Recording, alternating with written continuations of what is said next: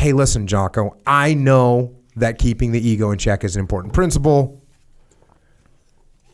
I read about it, extreme ownership. You talk about it all the time. Got to be humble.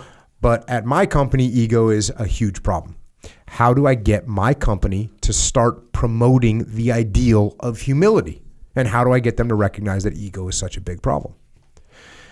Now, this is a really good question, once again, because you can imagine what this individual's right. Like, you know, you're at a company where there's a lot of egos going on, and all of a sudden you have a little moment of enlightenment.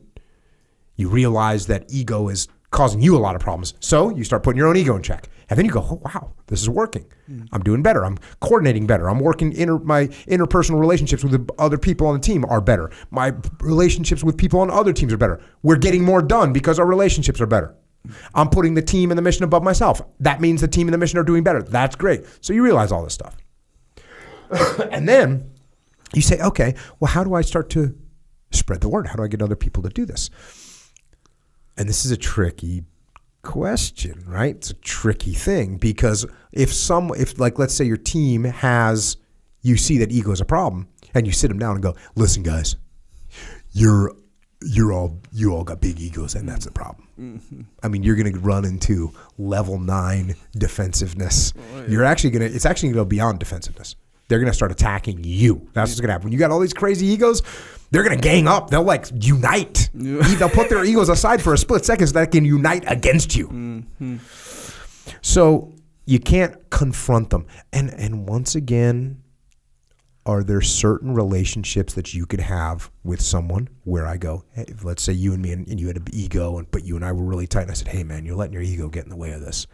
Sure, that is a possibility.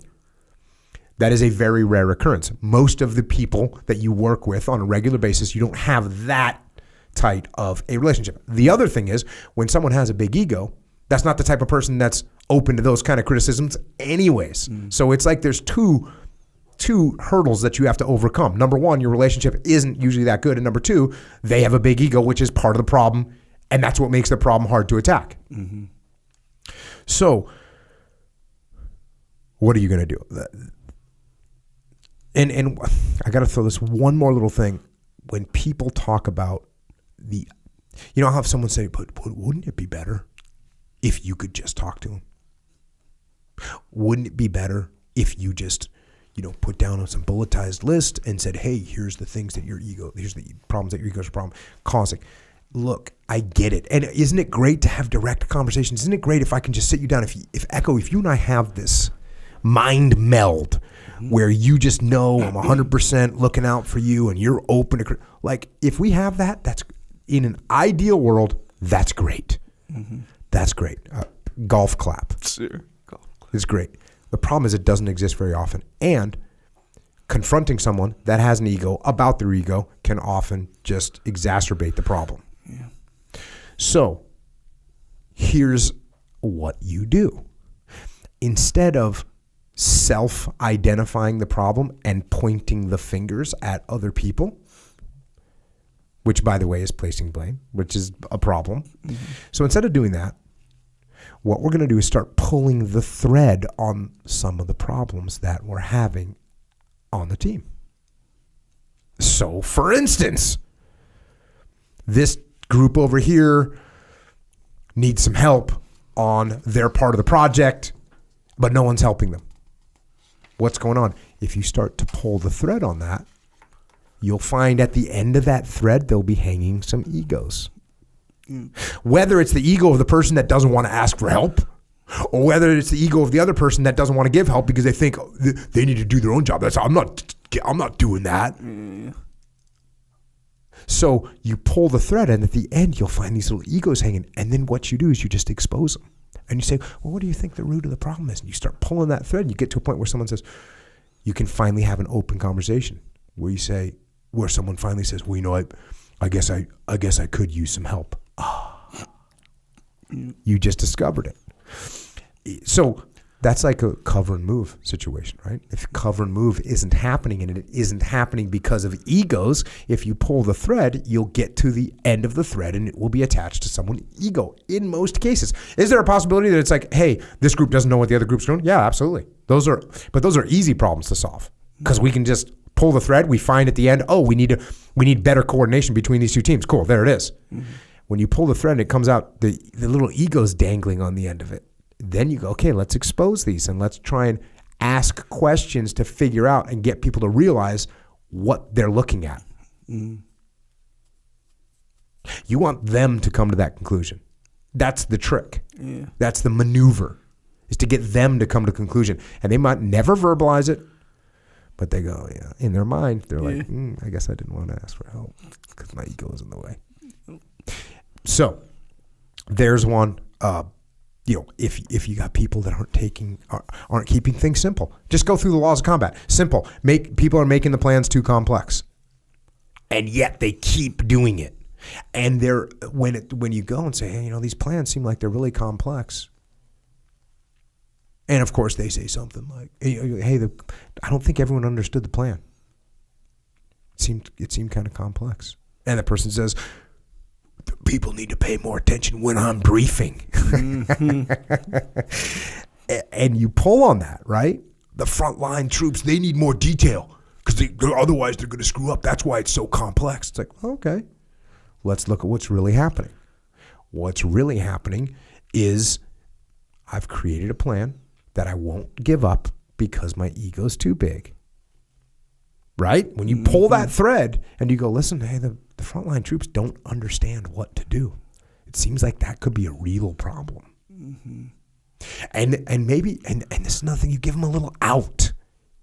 You give them a little out, like, maybe we just need to back it off a little bit so that they can understand it. Maybe they're not as smart as you. Right. Get a little ego massage. It goes, and fine. You know what? Fine. I'll simplify it. Boom. Yep. And in the meantime, you've given them a little indication. Look, if you confront them, that's what I'm saying. It's hard for people to want to play the long game here. Because the short game is you think you're so smart, your plans are too complex, and you're sticking with them because you got a big ego. Mm. How's that going to work out? Mm-hmm. It's not going to work out good. Can it work out 4% of the time? Yes. The other 96% of the time, you get a defensive person that's now accusing other people. It's take the indirect and play the long game. Take the indirect attack and play the long game. Prioritize and execute, right? Why is that failing? Because again, this question is, ego is a problem. So where does ego manifest as a problem? It can manifest as a problem in prioritize and execute. Because if someone's got a big ego and they're not getting things done and they go, I can get it done. Because their ego thinks they can do anything, right? Mm. Or prioritize, connect, execute. Ego can be a problem if you have a project and I have a project and you need help and your project is actually more important and I should give you resources, but instead I'm like, my initiative is just as important as Echo's is. Yeah. Which is just my ego. I should look at it and say, okay, you know what? You should be the priority. Mm-hmm. And another good one is, it's just what I just said. Like, hey, I'm not going to give up. Why should I have to give my resources to Echo? Those are mine. Those are mine. No, actually, what's the biggest priority? Okay, put my ego aside. Echo's priority is actually bigger than mine. I'm going to give him 4 of my people so that he can get the job done. So when you pull the thread on this and you say, well, hey, why is it, Jocko, why is it you don't want to give people to Echo? And I'm like, what if something else comes up? Well, if something else comes up, you can give them back. Well, they got to learn to respect the chain of command. Well, they'll still work for you. They'll just be loaned over to Echo. Whoa. You see what I'm saying? Yes, it's just ego. So these are the kind of problems that manifest themselves inside of a company wrapped around ego. Mm-hmm. And decentralized command, you can have the same thing happen with decentralized command. How does ego cause a problem with decentralized command? It's like this. Hey, I noticed that you seem to be making all the decisions and the folks out in the field don't really have the opportunity to kind of make calls. Why is that? I'm the only one that has the experience to do this. Mm-hmm. They don't have the skill that I have. Mm-hmm. Right? So there's all these reasons that one of those are ego problems, right? And by the way, if it's not an ego problem, then I say, oh, you know what? Because I haven't really trained the guys well enough. And I'm going to, you know what? You're right. I've been making way too many detailed decisions for the guys out in the field. I need to get down there, make sure they know what's going on, train them better so that I can back off. Cool. That's a person that's got their ego in check. Mm-hmm. The person that's like, I'm the only one that can do this. Like, no, you can't. No, you're not. Mm. And if you are, you're wrong. Because right now you got 3 people working for you. What happens when you have 8? You're going to go around the field in all these different locations to make every single decision? No, you can't. Mm-hmm. So get your ego under control, realize that you're not the only one that can do this job, and train your people properly. Again, that's a direct assault. Probably going to cause problems. Mm-hmm. Instead, if we just pull the thread on it, hey, what's going on? It seems like the folks down the field don't have a lot of authority. Well, they don't have experience. Oh, okay. It's kind of cumbersome, though, like them reaching back to you all the time to make these decisions. It is, but, I'm the one that really knows how to do it. Oh, I mean, what happens if, you're sick or, someone's got to, have communications with them? What? Do you think it would be a good idea, since you have so much knowledge and experience, to maybe pass that on to some of the other people? Well, yeah. Okay, cool. Let's make that happen. And then obviously, ego can absolutely manifest itself when it comes to taking ownership. I mean, all day long, right? Oh, yeah. What? Oh, that project failed. What happened? My subordinates don't want to step up. Oh, so it's their fault. Why aren't your subordinates taking ownership? Because they don't even know what ownership is. They don't want to take ownership. Oh, okay. So it's not your fault. No. Okay, well, what can we do to help them? Mm-hmm. Pull the string. And you, at the bottom, the person will see it's their ego. They might not admit it, but they'll see it. And then they can start to make adjustments. Now, look, can any of these situations escalate in a point where indirect doesn't work? And eventually you say, you know what? I gotta sit, echo down, and say, listen, here's what I think is the root of the problem. The root of the problem is you think you're the only one that knows how to do this. And in thinking that, you're not training anybody. Like, I might have to get that direct. It does happen. We prefer to use the minimum force required when it comes to leadership, just like being a bouncer. Yes, sir. Right? Yes, it's not, hey, the guy's a little out of line, hit him in the head with a blackjack. No, it's like, hey, sir, I think you've had enough for tonight. Can you come with me? That's minimum force required. If the guy says, okay, cool, it's problem solved. Mm-hmm. If he says, I'm not going anywhere. Okay, well, we have to escalate. It's the same thing here. But don't start with the direct attack. Mm-hmm. Just like you don't club the person out of the gate. I think it's a slapjack. I'm not sure, but Okay. That's what you're talking about, that leather thing with a blackjack, yeah. Blackjack? Yeah. All right. It's a black. Did you guys not use those? That's illegal. I think those are illegal to have. That's illegal. Yeah, the slapjack. Yeah. One guy had one. Yeah. But I think they're illegal. So we don't want to escalate straight to the blackjack. Yes. Or even a slapjack. If anyone's using a slapjack. I think it's called a slapjack. Okay. I'm not sure. Point remains, I dig it. 100%. Fairly confident you're wrong, but not 100%. Yeah, I'm like. When you're pretty confident about something and somebody just throws a little randomness into the soup and it makes you question yourself. Yeah. That's how I feel right now. Yeah, that's my real confident with a little bit of questions in there. If it makes you feel any better, that's my everyday life. So whatever. So that's the answer to this question, is really pulling the thread on the problem to reveal the root of the problem, which you're going to see as ego. And then it's there for the people, hopefully, to see it, to recognize it, to possibly admit it, maybe not. Give them an out where they can actually make an adjustment without taking the ownership of the ego, because that's okay. Yeah. We're trying to win, right? We're trying to let the team win. My goal is not to make you admit it, because you know what that is? What? That's my ego. No, yeah. I'm going to show them that he's got a big ego. Get him to admit it. Get him to admit it. That's not what my goal is. My goal is to make you make better decisions as a leader so that we win as a team. Yeah.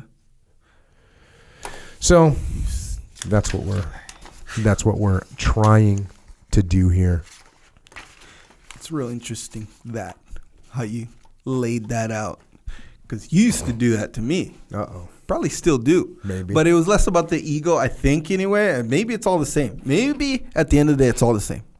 It's possible. Because skating or trying to dance around. Okay, so explain to me how I would do this to you. You do it with excuses. Okay, so like if something didn't get done or can't get done, or I think it's too hard. And really, most of the time, if I'm remembering correctly, it was at the end of the day, this is what it was. It was like, I'm too lazy or whatever, So it'd always be like this excuse, like, well, that's this or that's that. And then you'd have all these, just like how you're saying, and it made me remember this because of your tone, how you were like kind of saying those little answers there. Like, ooh, that's the same tone you use with me. Like real simple, just like, well, just here's the solution to that problem right here.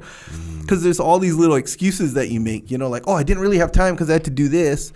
And you'd be like, oh, okay, then you just do this, and that'll solve that particular problem. You didn't have this big comprehensive plan to solve my life problem. You're like, okay, for every excuse I would make, you just have the little solve, the problem or the solution to it. And I'd be like, oh, man. And meanwhile, you're getting backed into this corner, or the string is just getting pulled. Like with every pull, you start to sense what's down there. In your case, it was laziness. Oh, yeah. Like I just was too lazy, or I'm just like stuck in this routine or whatever. And then so it could, in a way, be like, okay, that's just my ego just thinking that's not the way I do things kind of thing. And think if I would have used a different tone. Think if I would have just said, that's because you're lazy. Oh, yeah. Yeah. You're just being lazy, Echo. Yeah. You'd have been like, you don't even know what it takes to make one of these things. Oh, you know what I mean? And then all of a sudden 100%. And what does that do to our relationship? Yeah. And what does that do to the final product? Yeah. Yeah. Right now you're doing something against your will. Oh, yeah. With some man. disdain a With little some bit. disdain on it.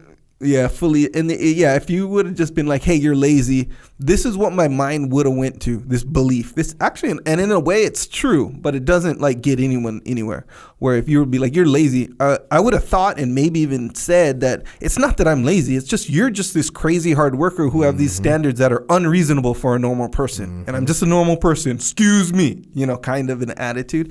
That's what I would go to, rather than if you like the way how you always do it is like you pull the string, or you just sort of what's interesting too is when I'm doing that, I'm not doing that like, okay, here's my next move on Echo. Yeah. Actually, what I'm doing is like, well, you say, well, I can't make a video because it's going to take me too long to get through the raw edits. And I go, I'll say like, well, hey, if you want, just get hire someone to do those raw edits for you. Would that work? Yeah. You know what I mean? I'm asking you a legitimate question. Oh, yeah. Maybe I kind of know the answer. I mean, I suspect I know the answer, but it's not just, hey, I'm setting you up. I'm legitimately pulling the thread. Yeah. And the answer might be it is impossible to get this project done. But when I say, well, you could hire someone to do those raw edits, and then you go, okay, well, even if I hire someone, how am I going to transfer all this data? And I go, well, if you want, couldn't you get an external hard drive and just physically give it to him? Yep. And you'd say, well, these aren't actual situations. No, I know. Just I don't know the realm of video well enough to go down those roads. The one that I remember the easiest is like with training. Like you'll be like, hey, we're training at 4:30, but I train during the day mostly, right? Not in the evening. Then you'll be like, oh yeah, train at 4:30. I'm like, well, and I have all these reasons. And then you're like, you kind of just chip away at all these reasons. Like, oh, here's the solution to that. Here's the solution to that. Here's the solution. It's like, man, that's just like my routine. I just got to admit it, like, all right. But I don't get to train with you guys as often, kind of thing. But it's like, yeah, you pull the string to expose just the little excuses. Check. So pull the thread. Reveal the problem. Don't confront if you can help it, and people will start to recognize what the problem is. I mean, this is assuming you're working with this. Well, there's one problem with this, and that is if the person has a giant ego, this is the hardest thing for them to admit, right? Yeah. So they might not admit it, but they'll see it. They'll behave differently. And by the way, one of the good ways to use someone's ego against themselves is when you say something along the lines of, man, it's going to look good if this gets done right. You know what I'm saying? And they think, oh, cool. Yeah. I'm going to do this. I'm going to make this adjustment just so it gets done, just so my ego can just so I can win. Yeah, that I was going to say that. Use the word win, because every time you use the word win, and anytime when I'd be thinking okay, if I didn't win, what else, what's left? You lost. Yeah. No matter what excuse you make, you lost. So if you shed light on, use that word and be like, hey, this will make you win, and you're like, hell yeah. But at the same time, in the back of your mind, basically, if we don't solve these problems or whatever, I lose. Ooh, I don't want that. So it's extra motivating. It's the winning at all costs thing. And so the winning at all costs, I wrote a little section, and it was part of one of the special releases on Barnes and Noble's version of Dichotomy of Leadership was this thing, winning at all costs. And then someone posted, and I had said it before, right? And someone posted a clip of me saying this idea of winning at all costs. And it's the way that I talk about it, it's kind of a trick anyways, because I go through this thing about what is leadership, and leadership is this, leadership is that. And then I say, what leadership is to me is winning at all costs. And somebody probably you put a clip up of me saying that. Mm-hmm. And somebody said, of course, someone's like, that's the kind of person that will run people over and blah, blah, blah. It gave it negative things, right? But what they don't realize is what the rest of that clip says. And what the rest of that whole idea of winning at all costs is what I'll do to win at all costs is totally subordinate my ego, help other people, support them, give them what they need, put the team and the mission above myself, because that's how I'm going to win at all costs. So winning at all costs doesn't mean I'm stepping on other people. It means I'm actually lifting other people up. Yeah. That's what it means. So if you can use that, if I say, hey, Echo, man, look, we need to win. And if we're going to win, the only way to win is if you can learn how to work with Jim. Otherwise, we lose. And you're like, you know what? Because I'm a winner, I'll work with Jim. And I'm like, cool, it's a first step. Yeah. Check.